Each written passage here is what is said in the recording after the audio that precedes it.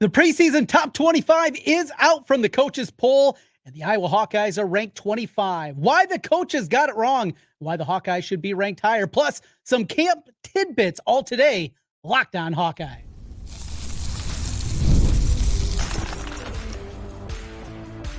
You are Locked On Hawkeyes, your daily podcast on the Iowa Hawkeyes. Part of the Locked On Podcast Network, your team every day.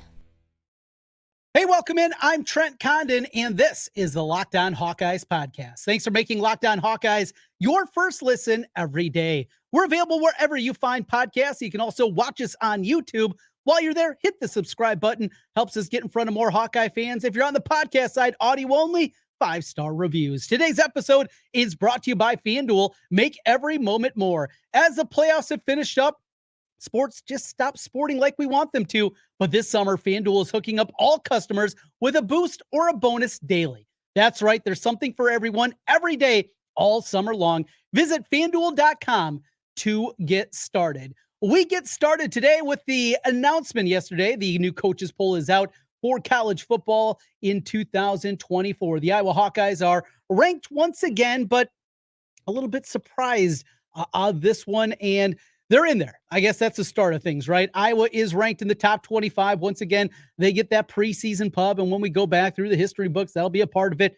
Maybe you're not a nerd like me and actually likes to do those kind of things. But when you go back and look at the preseason polls and see how much they match up to what we get at the end of the season. So Iowa comes in at number 25, behind the likes of Kansas, USC, NC State, Arizona, Texas A&M. Those are teams 20 through 24 in front of the Hawkeyes. Those are all teams that I believe Iowa should be ranked ahead of each and every one of those teams. And the reasons I think are pretty immense here.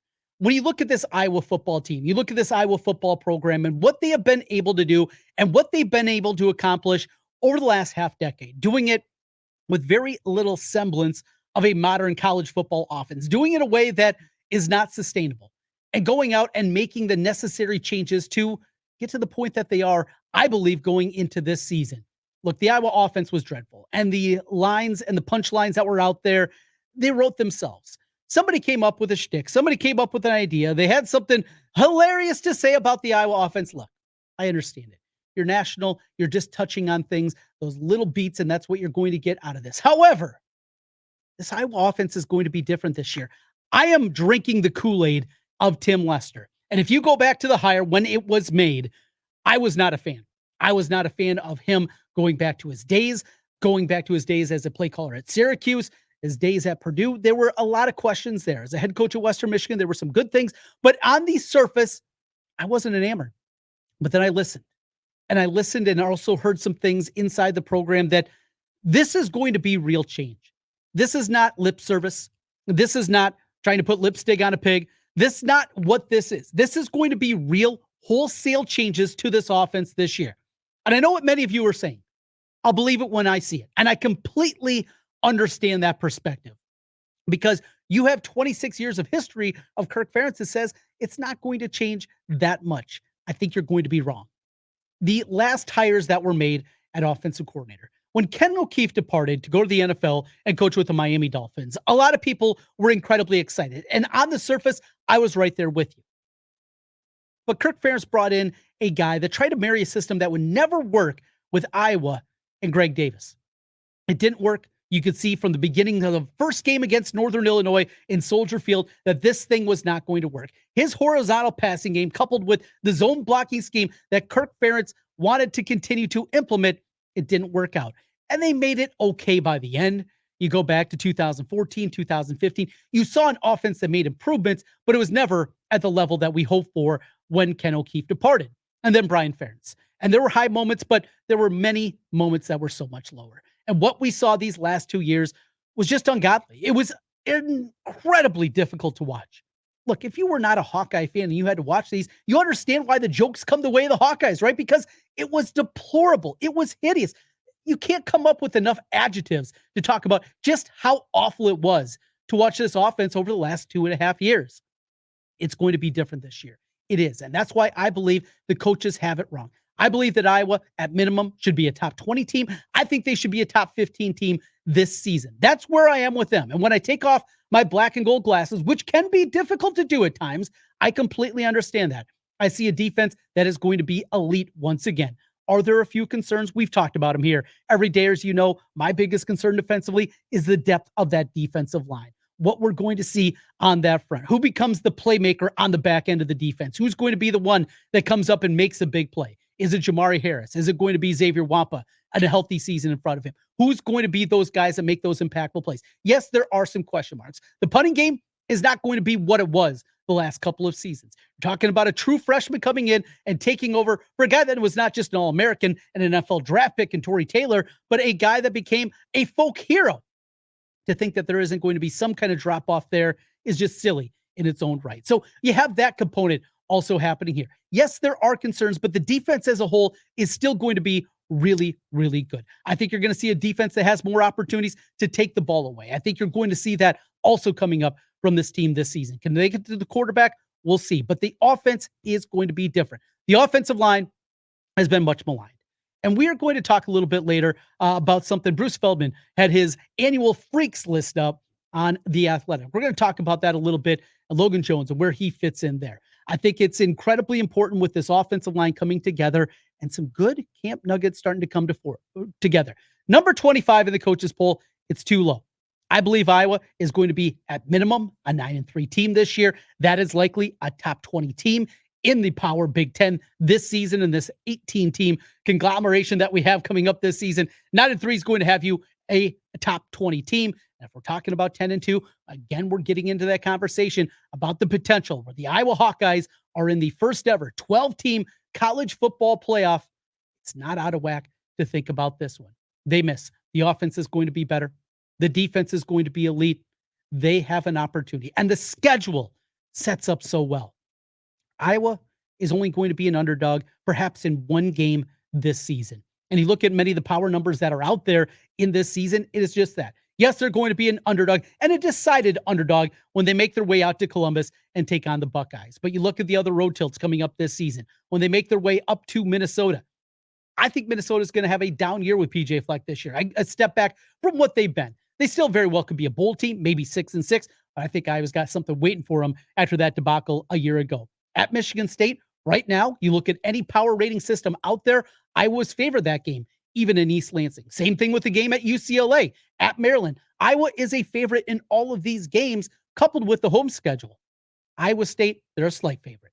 2.5 is currently the number at FanDuel. Washington, Iowa's a favorite. In fact, they've taken on money, and Iowa's become a bigger favorite in those games of the year lines that have come out. Iowa's favored against Northwestern, against Wisconsin, and at the end of the season against Nebraska. Iowa is favored in 11 of 12 games, yet they're only 25th in the country in the Big Ten. Something doesn't smell right. We continue here. Locked On Hawkeyes mentioned Logan Jones making the freaks list. We'll talk about that and his potential on this Iowa offensive line, plus some camp tidbits, a few news and notes that have made their way to my eardrums, and we'll pass them along to yours as we continue. This is Locked On Hawkeyes. Today's episode of the Locked On Hawkeyes podcast is brought to you by FanDuel. Look, I love sports. I love them so much, I never want them to stop. But as the playoffs have finished up in basketball and hockey, we just get fewer games. And the sports just don't sport like I want them to. But FanDuel, they're going to let me keep the sports going whenever I want throughout the summer. All I have to do is open up the app, dream up bets anytime that I'm in the mood. This summer, FanDuel is hooking up all customers. That's right, new and existing customers with a boost or a bonus daily. That's right, there's something for everyone every day, all summer long. So head on over to FanDuel.com and start making the most out of your summer. Maybe you're taking a look at Spencer Lee, his chances to win the gold medal coming up. In fact, we'll talk about that a little bit later on. Those odds are up at FanDuel. They got you covered with a whole bunch of number of bets. Plus, if you're getting ready for college football season, they got you covered there. The Iowa Hawkeyes win total, the Iowa Hawkeyes to win the Big Ten, the Iowa Hawkeyes to make the college football playoff. You can bet on that and a whole lot more at FanDuel. FanDuel, official sports betting partner of Major League Baseball.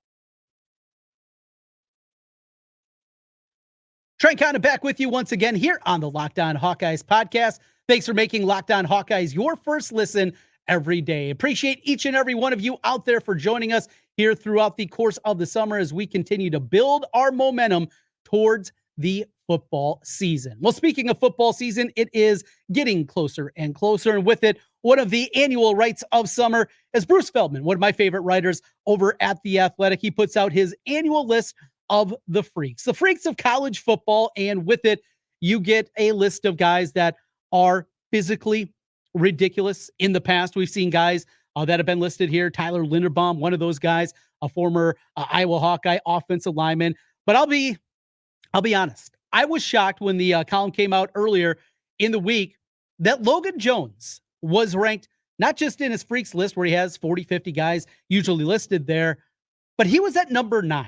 That was eye-opening.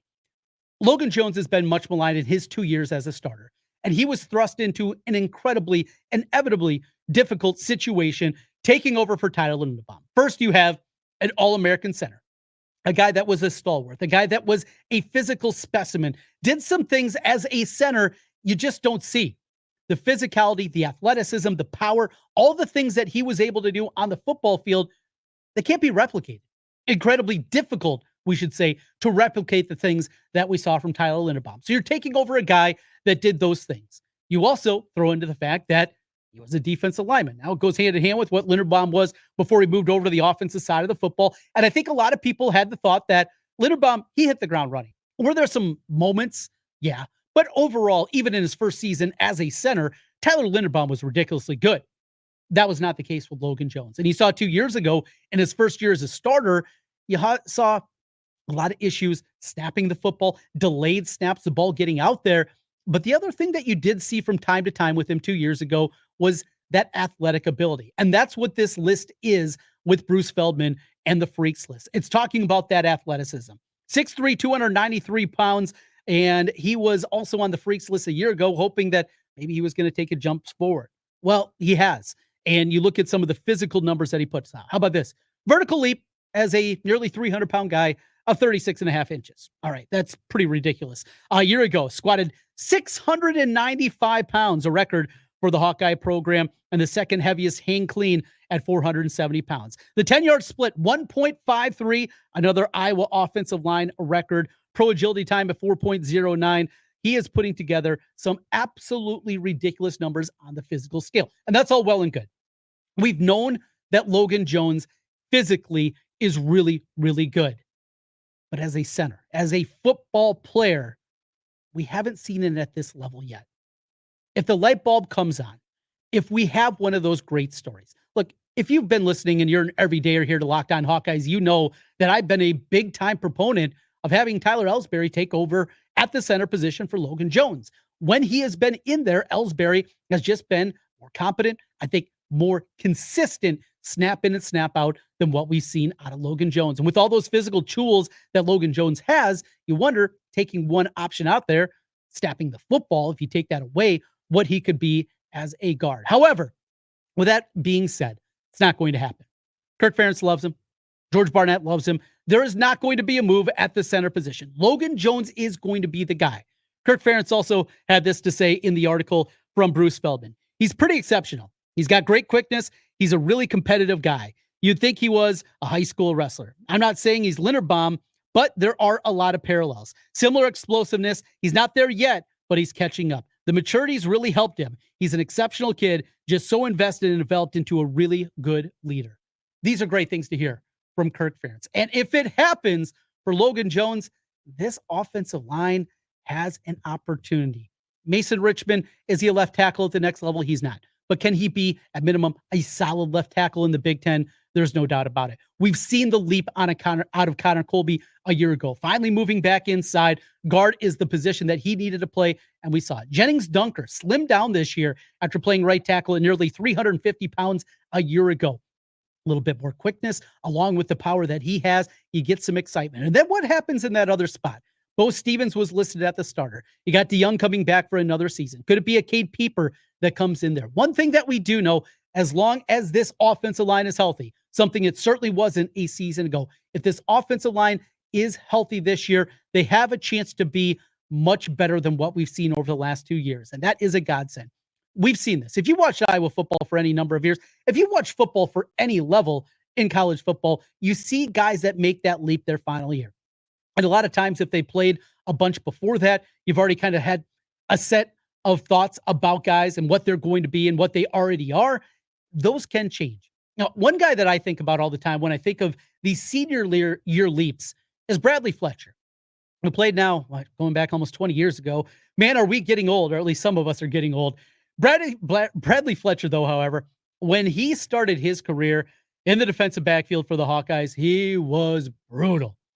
Didn't look like he knew his ass from his elbow. Yet, by the end, he became an all Big Ten player, a guy that you were comfortable and whatever package and whatever they're doing on the back end. He was a playmaker. He was a physical player. He did everything that he didn't do at the beginning of his career. And then he turned it into an NFL career, played with the Eagles and a couple other teams, and put together a really nice NFL year. That's what you got out of him. Can we see this out of Logan Jones? We'll see. I'm hopeful. I really am. Couple other tidbits coming out of camp. I want to start with a couple of things that I have heard, including the offense as a whole.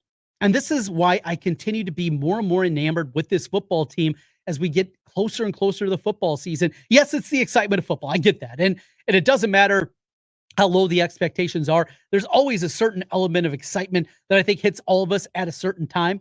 However, I continue to hear good things about what is happening with this offense, and talking to a couple of players, one on the offensive side of the football, one on the defensive side, and some of their families. One thing that is mentioned is this is unlike anything that they've seen, at least recently, as it pertains to the offense against the defense. Now, the number ones don't go up against the number ones very often. And you also have to remember that a lot of the veterans are going to get some limited playing time when we're talking about real reps, 11 on 11 reps, those kind of things, the hard hitting, everybody going up against everybody. You're not seeing ones versus ones very often. You're seeing a lot of the veterans, they're treating with kid gloves, and they should. With a guy like Luke Lachey coming off an injury, the importance of a Jay Higgins or a Nick Jackson on the defensive side of the football. Those guys, yes, are not getting the same reps, but we're still talking about a lot of times 8, 9, sometimes 10 starters out there going up against each other. And when this is happening, and something you don't see very often with Iowa football over the last 26 years, is not only the offense holding their own, and when that happens, you get excited. And there's been a few of those years where you see that during the spring game, when you see it during the August Kids Day, when you see those kind of things happen and the offense is at least looking okay, you got good things happening with the offense, at least for Iowa standards. There's times where it surpassed that, though. And it's not just holding their own. It's not that they're going up and down the field and they're scoring whatever they want. You wouldn't expect that against the Iowa defense. But the Tim Lester offense is at least causing problems. Now, was it easy to know what Iowa was doing in the past? Yeah. I mean, I think we could all see what Iowa was at least trying to do and not very effective doing it. However, this has a chance to be different. One of the reasons also has been some of the emergence that we've had. We talked last week on one of our preview episodes talking about the wide receiver crew, as the wide receivers are playing better. And Jarrett Bowie, the buzz is real. Bowie is going to be a guy that we're going to see out there a ton this year. He is listed as one of the 3 starters at the wide receiver position coming into the year, and it is real. They are really excited about his development and what he can do. Does he have the size on the outside to be an X guy? We'll see about that. With Caleb Brown, with Seth Anderson, the other 2 starters at the wide receiver position, you're not talking about the biggest guys out there, and maybe that's the role that Bowie is able to get. We'll see what they can do with that. But the excitement continues to happen. There's some buzz happening about the wide receivers just as a whole playing a lot better, and Bowie has been a big part of that. A couple other things that have been out there that have been passed along. I mentioned the linebackers, Jackson and Jay Higgins, both those guys. These are veterans, right? But one interesting develop on that side of the football is one of the youngsters that we still continue to wait is Carson Shire. Now, know some people from Iowa Falls. They've been singing his praises since he was like 14 years old. And look out for this dude. And we're just waiting for him to be healthy, to put together that full healthy season. He's not going to unseat what we have with the starting linebacker group. That's not going to happen. That's not realistic. That's not what we're going. But it looks like after seeing him a bunch on special teams and more healthy a year ago, it feels like it's all coming together for Shire coming up this season. And they're hopeful. Again, needs health on his side. If that happens, though, you're talking about a guy that's going to be a dynamo on special teams as he has been, and a chance, if an injury happens, that they will be feeling much better, certainly about what would happen at the linebacker spot. We continue here, Locked On Hawkeyes, and we go to wrestling. Spencer Lee, his chances of getting a gold medal have increased. We'll tell you why as we continue. Locked On Hawkeyes and the Locked On Hawkeyes podcast. Always want to thank you for making Locked On Hawkeyes your first listen of the day. Hey, for your second listen, enjoy the Locked On College Football podcast. Spencer McLaughlin gets you ready for an exciting season on the gridiron with discussion on the upcoming season and the ever-changing landscape of college athletes, including conference realignment, the transfer portal, NIL, new college football expanded playoffs, and a whole lot more. Locked On College Football is available on YouTube and wherever you get podcasts, all part of the Locked On Podcast Network, your team every day. Back talking about Spencer Lee and his chances at gold as we continue Locked On Hawkeyes. Passion, drive, and patience, the formula for winning championship, is also what keeps your ride or die alive. eBay Motors has everything you need to maintain your vehicle and level it up to peak performance. Superchargers, roof racks, exhaust kits, LED headlights, and more. Whether you're into speed, power, or style, eBay Motors has you covered. With over 122 million parts for your number one ride or die, you'll always find exactly what you're looking for. And with eBay Guaranteed Fit, your part is guaranteed to fit your ride every time or your money back. Because with eBay Motors, you're burning rubber, not cash. With all the parts you need at the prices you want, it's easy to make your car the MVP and bring home huge wins. Keep your ride or die alive at ebaymotors.com. Eligible items only. Exclusions apply. eBay Guaranteed Fit only available to U.S. customers.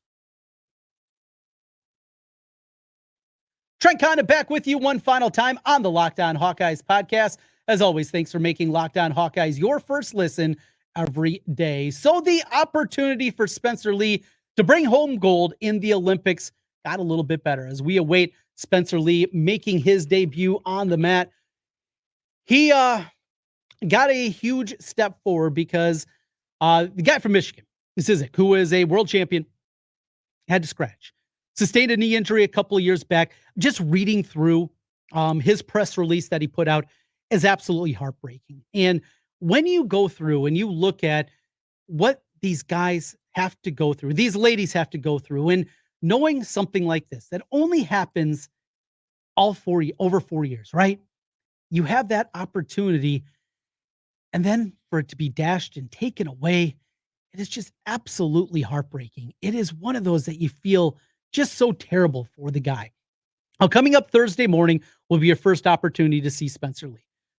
And now he has become one of the betting favorites, if not the betting favorite, at 57 kilograms to win Olympic gold. Now, I have a feeling a part of this is because, well, we're a little wrestling crazed here in the state of Iowa, right? And when the opening numbers came out, I saw the first number out at Circa at plus 185. The yes, no, the yes plus 185, the no at minus 160, I think was the number at that time. I said to myself, they got this wrong, not because that's not what the true odds should be, but just because of what we obviously deal with and what we do in the state of Iowa and the amount of betting handle you're likely going to see. Same thing at FanDuel and the other sports books that are out there. And you've seen those odds increase even before the news of Mićić having to step away from Olympic competition. The opportunity is going to be real, but it's not easy by any means. I mean, we were talking about putting together 4 matches, putting together matches a couple of times on Thursday, coming back. You have the opportunities that are going to sit there, and basically over 2 days is where you're going to find it. Peacock is going to have the wrestling. USA also will have a part of that. CNBC, the NBC app, all over the place. It can be difficult. It can be frustrating, but if you're a wrestling fan, as I am, looking forward to that. Now, am I going to be up or wake up to watch Spencer Lee? We'll see.